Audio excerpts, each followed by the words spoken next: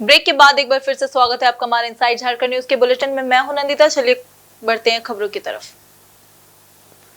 11वीं 12वीं 13वीं JPSC mains का रिजल्ट 11 महीने के बाद भी नहीं निकला है, जिसको लेकर झारखंड के राज्यपाल संतोष कुमार गंगवार से देवेंद्र नाथ महतो के साथ एक प्रतिनिधि मंडल ने राजभवन जाकर राज्यपाल से मुलाकात की है।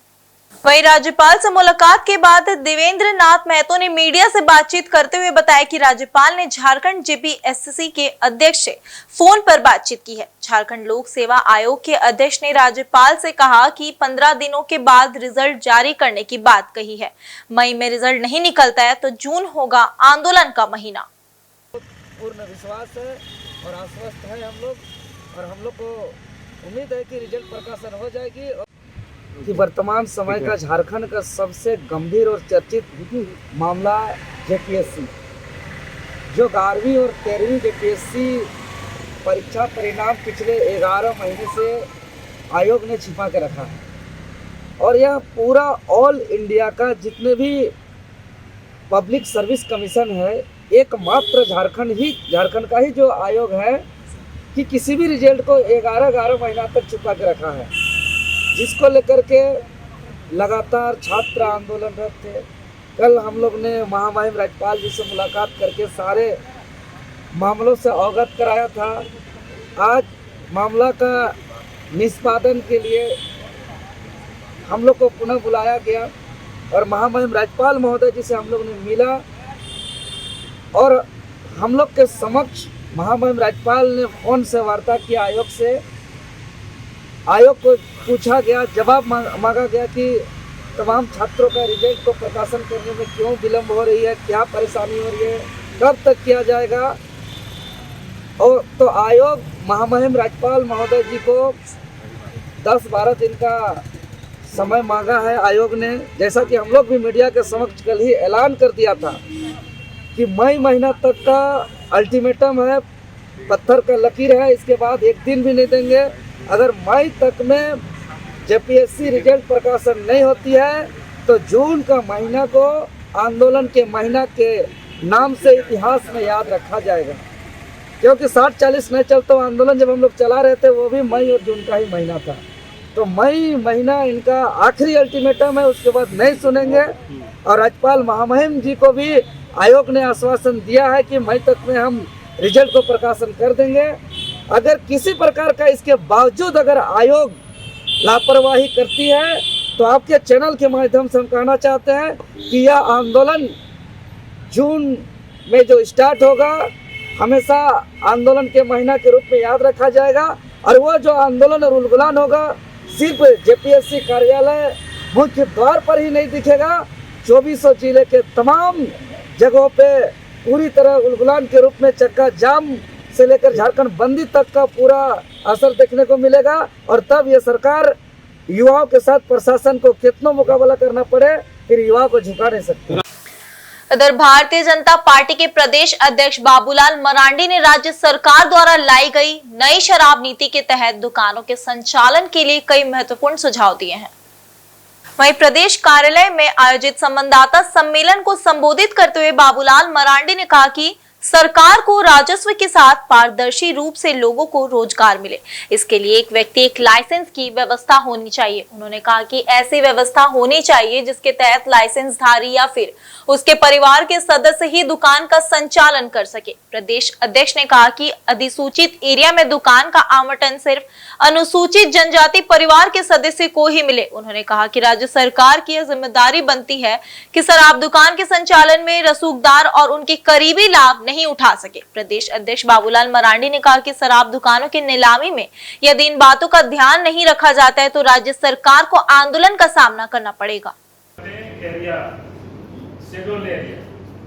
तो शेड्यूल एरिया में आबादी के प्रोपोर्शनेट एसटी को ही दुकान अपने पालन पोषण कर।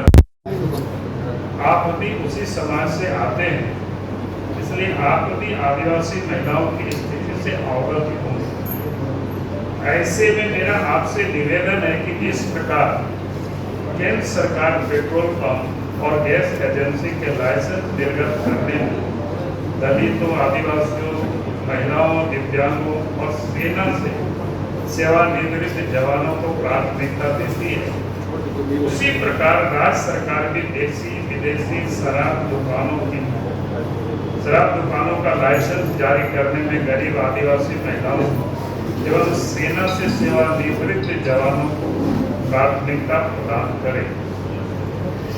एक बात मैं और ध्यान दिलाना चाहूँगा, जो कि शराब नीति का निर्धारण पंचायती राज विभाग और ग्राम सभा का विषय है।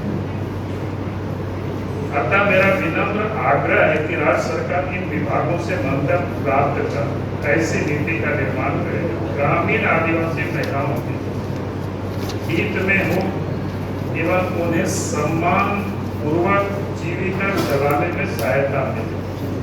आपका सहयोग राज्य के विकास और सामाजिक उत्थान में अत्यंत महत्वपूर्ण रहेगा।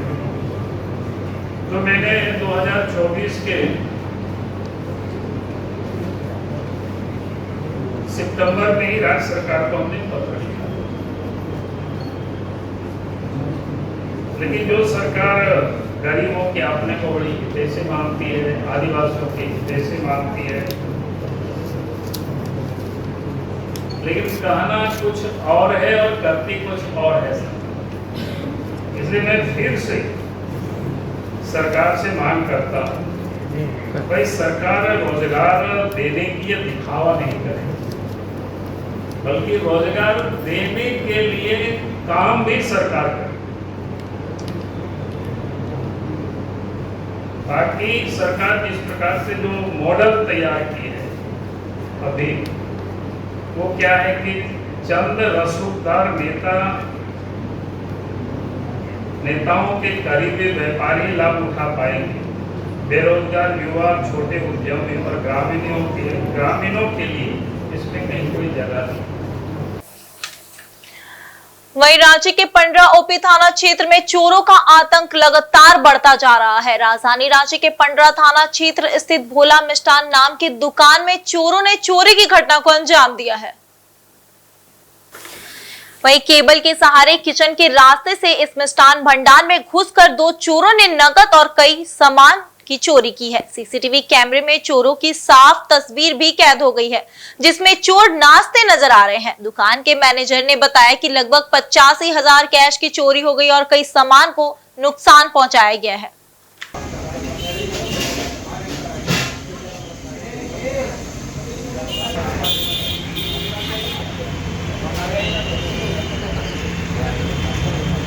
ऑलमोस्ट 80,000 का हमारा नुकसान हुआ है। रात में 12:19 तक अंदर कोई आया है, क्योंकि 11:45 के बाद हमारा शॉप क्लोज हुआ था। उसके बाद ही कोई बाहर से अंदर आया। उसके बाद में सब कैश काउंटर, रेस्टोरेंट का ग्राउंड फ्लोर का सब चीज़ हुआ है। ऑफिस में भी तोड़-फोड़ हुई है हमारी। किस तरफ से वो आया और सीसीटीवी में कुछ आया है? हाँ, सीसीटीवी में चेहरे आए हैं, वीडियो हमने बना के रखा है, पुलिस को भी दिया है। पुलिस सुबह हुई है और बैक साइड से आए हैं वो लोग, जहाँ से ओवर ब्रिज है उस साइड से वायर के थ्रू आए हैं वो। ये सब चीज़ें हमने देखा हुआ है, वीडियो में भी है। पुलिस से भी कंप्लेंट कर रहे हैं, फाइल दर्ज करने जा रहे हैं। किसी पे आशंका भी है कोई किसी पर? अभी तो किसी पे नहीं है, शक नहीं है, पर देखते हैं क्या मिलता है पुलिस की रिपोर्ट में। ठीक है।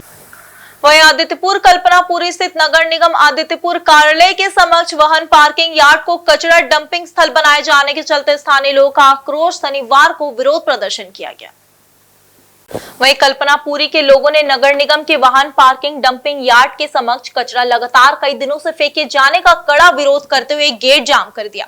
भाजपा नेता रंजीत सांडिल के नेतृत्व में स्थानीय लोगों ने शनिवार सुबह कचरा डंप करने पहुंचे गाड़ियों को नहीं निकलने दिया, जिससे घर घर से कचरा उठाव बंद रहा। रंजीत सांडिल ने बताया कि बीते कई दिनों से नगर निगम द्वारा आबादी के बीच कॉलोनी में ही कचरे को डंप किया जा रहा है, जिससे स्थानीय लोग बीमारी और महामारी की चपेट में आ सकते हैं।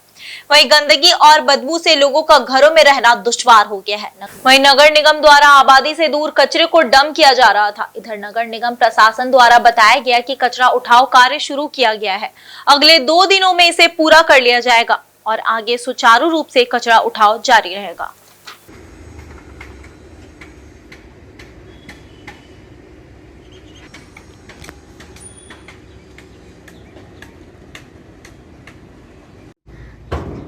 बहुत दिनों से पूरे 35 वार्ड का कचरा यहाँ आकर के जमा कर दिया जाता था और यहाँ के लोग की स्थिति ऐसी हो गई थी कि मतलब लोगों को सांस लेना मुश्किल हो गया। अंततः हम लोग पिछले हफ्ता जाकर के उप आयुक्त और मैडम से जाकर के बताया कि स्थिति ऐसी है कि बहुत बदतर है, लोग खिड़की नहीं खोल पा रहे। उन्होंने आश्वासन दिया था कि जो है शुक्रवार शनिवार तक हम सारी कचरा को हटा करके दुर्गंध को हटा देंगे, लेकिन नहीं हुआ। अंततः कल जो एजेंसी के जो सुपरवाइजर थे उनको कल आकर के मैंने समझाया कि समस्या कब तक खत्म हो सकती है, तो बोला कल तक खत्म हो जाएगा। आज मैं सुबह आया तो फिर देखा कि वही जो है दुर्गंध है ही और कचरा जो है अभी पड़ा हुआ है। लास्ट टाइम मैंने जो है उन गेट बंद करके गेट पे बैठ गया कि जब तक आपका इसका निदान नहीं करते तब तक हम यहाँ से हटेंगे नहीं। उसके बाद में नगर उपायुक्त के पास हम लोग बैठे, सारी बिंदु को उनको आकृष्ट करवाए। अंततः फैसला हुआ कि मतलब कचरा अब यहाँ पर डंपिंग नहीं होगा। खराब यहाँ खड़ा रहने का मन नहीं हो रहा और यहाँ पे कचरा का देखे अंबार लगा हुआ, सड़ रहा कचरा यहाँ पे। और उसी तरह पूरे आदितपुर का यही हाल है, जगह जगह से कचरा उठाव नहीं हो रहा, पानी के लिए त्राहिमाम मचा हुआ है। ये सब प्रशासन का, नगर निगम का ध्यान जाना चाहिए। गर्मी है, भीषण गर्मी है, लोग त्राहिमाम मचाए हुए हैं। निगम कार्यालय के पास स्थानीय लोगों के द्वारा आज नगर आयुक्त के साथ भेंट किया गया है और कुछ साफ सफाई को लेकर कुछ समस्या था, हम लोग उसका निराकरण की कोशिश कर रहे हैं। कार्य शुरू भी हो चुका है और जो है 2 दिनों के अंदर जो है हम लोग इस समस्या का समाधान करेंगे। वहीं जमशेदपुर पूर्वी की विधायक पूर्णिमा दास साहू ने अपने क्षेत्र की जनता को लाखों की योजना देने का काम किया है। विधायक ने सिद्धगोड़ा के सूर्य मंदिर परिसर स्थित खेल के मैदान और पूरे मंदिर परिसर का सौंदर्यीकरण का काम का शिलान्यास किया है। वहीं इस मौके पर क्षेत्र के सैकड़ों बीजेपी नेता और कार्यकर्ता शामिल हुए। पूरे विधि विधान के साथ पूजा अर्चना का शिलान्यास किया गया। इस अवसर पर विधायक ने मीडिया से बातचीत में कहा कि पूरे मंदिर परिसर क्षेत्र में पार्क और बच्चों के खेल के मैदान का सौंदर्यीकरण होना है, जिसकी लागत लगभग 46 लाख रुपए होगी। आज इसका शिलान्यास किया जाएगा। साथ ही उन्होंने कहा कि मंदिर परिसर में पार्क और खेल के मैदान को स्वच्छ रखने में यहाँ आने वाले लोगों से अपील भी की, ताकि मंदिर परिसर, पार्क और खेल का मैदान साफ सुथरा रह सके। अध्यक्ष आदरणीय LK सिंह जी का भी स्वागत हुआ, हम उनका भी हार्दिक अभिनंदन करते हैं, स्वागत करते हैं। अब 7,91,000 है लागत और यहाँ पे जितने भी जो विकास के कार्य थे वो रुक गए थे, क्योंकि ये जमशेदपुर का एक आस्था का केंद्र है, प्रमुख आस्था का केंद्र जमशेदपुर का ये सूर्य मंदिर प्रांगण को माना जाता है। और ये अभी से नहीं, बरसों पहले से ये सूर्य मंदिर जो है जमशेदपुर वासियों के आस्था के केंद्र बना हुआ है। तो यहाँ की देख रेख का जिम्मा भी यहाँ के सभी लोगों का है, सभी नागरिकों का है और मेरा भी है।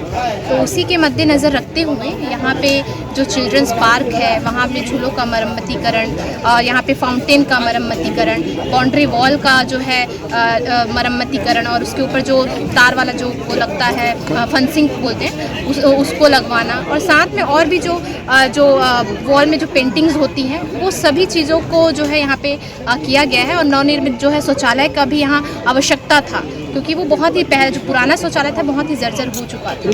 तो यहाँ पे एक शौचालय जो जितने भी जनता यहाँ पे आते हैं या पार्क में हो या फिर यहाँ पे सूर्य मंदिर प्रांगण, उन्हें दिक्कतों का सामना करना पड़ता है। तो ये सभी समस्याओं को देखते हुए यहाँ पे इस योजनाओं का शिलान्यास आज किया गया है। और मैं चाहती हूँ आपके माध्यम से, हमारे मीडिया बंधुओं के माध्यम से, मैं तमाम हमारे जमशेदपुर पूर्वी क्षेत्र की जनता को ये कहना चाहती हूँ कि ये सिर्फ एक विधायक का काम नहीं है, समस्त नागरिकों का काम है। अगर आप किसी परिसर पर जाते हैं तो उसे स्वच्छ रखना, वो सब सिर्फ एक वहाँ के अध्यक्ष या विधायक का काम नहीं होता, समस्त नागरिकों का काम है कि अपने शहर को, अपने क्षेत्र को स्वच्छ और सुरक्षित रखना। तो बस आप सबों से यही विनती है, जो योजनाएं यहाँ जो है चल रही है, धरातल पर उतरी है, उसका सम्मान करते हुए आप भी अपना योगदान दें। बहुत बड़ा योगदान ये माना जाएगा, क्योंकि ये मंदिर सभी की आस्था का केंद्र है, सिर्फ एक की आस्था का केंद्र। धन्यवाद। इन दिनों शहर में बदमाशों के हौसले बुलंद है। लगातार हो रहे छिनताई से लोग परेशान हैं। वहीं ताजा घटना शनिवार सुबह की, जहां सिद्धगोड़ा के छोटा दुर्गा पूजा मैदान के पास एक महिला अपने बच्चे को क्रिकेट एकेडमी से लाने जा रही थी, तभी बाइक सवार बदमाशों ने दिन दहाड़े सोने की चेन छीन ली और फरार हो गए। वहीं घटना के बाद इलाके में दहशत का माहौल है। पीड़िता संजना झा ने बताया कि वह करीब 8:30 बजे सुबह अपने बच्चे को लाने क्रिकेट एकेडमी जा रही थी। तभी एक बाइक पर सवार 2 युवक उनका पीछा कर रहे थे। कुछ दूरी पर एक युवक बाइक से उतरकर पैदल ही उनके पास आया और झपट्टा मारकर उनकी सोने की चेन छीनकर फरार हो गया। संजना झा के अनुसार छीनी गई चेन की कीमत करीब 50,000 रुपए है। घटना की जानकारी मिलते ही पुलिस मौके पर पहुंची और जांच में जुट गई है। पुलिस आसपास लगे सीसीटीवी कैमरों की मदद से बदमाशों की पहचान करने का प्रयास कर रही है, लेकिन अब तक कोई गिरफ्तारी नहीं हो सकी है। इस तरफ उस वाले रोड से जब आ रहे थे तो एक बाइक वाला इधर कॉर्नर में खड़ा था और पीछे से आया, वो अचानक से छीना और बाइक वाले के साथ वो बैठ के भाग गया।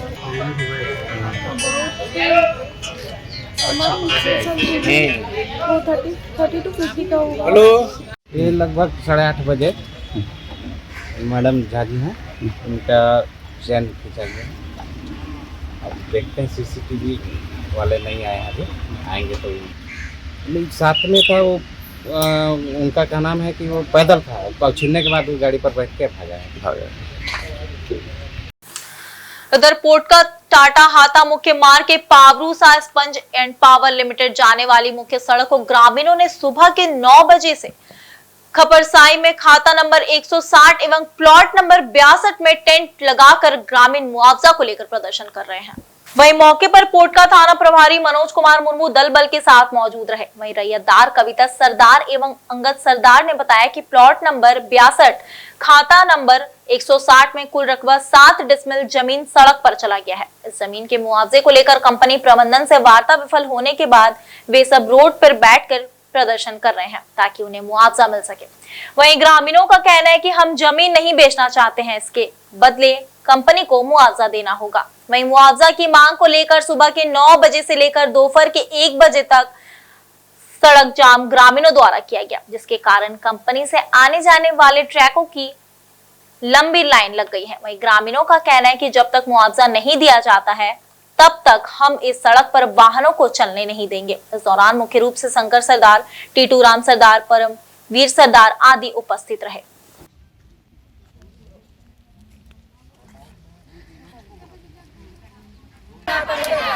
हम लोग को जमीन का मुआवजा देना पड़ेगा। तो आज ही हम लोग किए हैं। पहले एक बार जाम किया था, जिस टाइम हम लोग का सीओ मैडम का हम लोग को सीमांकन के लिए, नापी के लिए ऑब्जेक्शन डाले थे, चिट्ठी लेटर।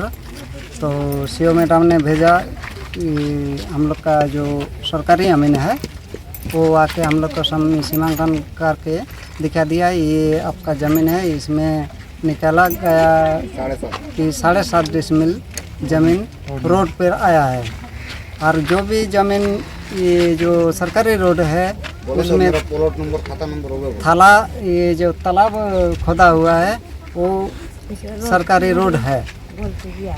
और हमारे खाता नंबर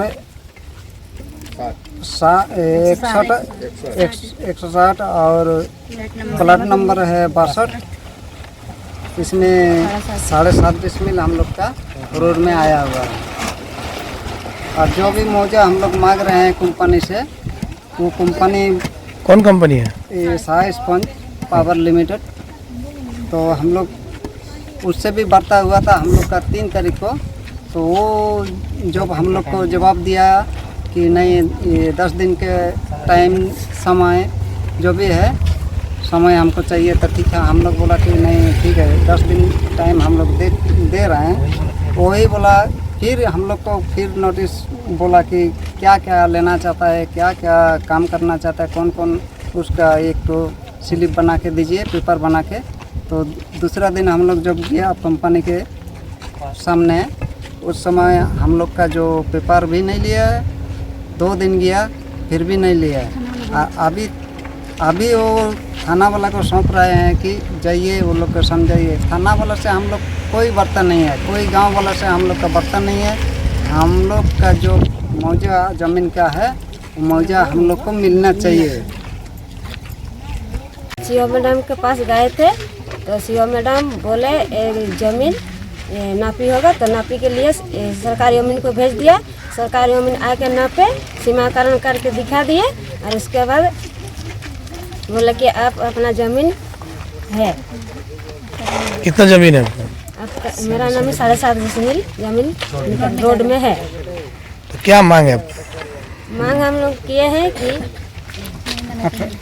18 साल से चल रहा था, तो उसी का मांग, और जो हर महीना 3,000 रुपया मांगे थे, और जो अभी 2025 से चलेगा उसके 3,000 रुपया महीना पर देते रहे। मांग कर रहे हैं। मांग किए हैं।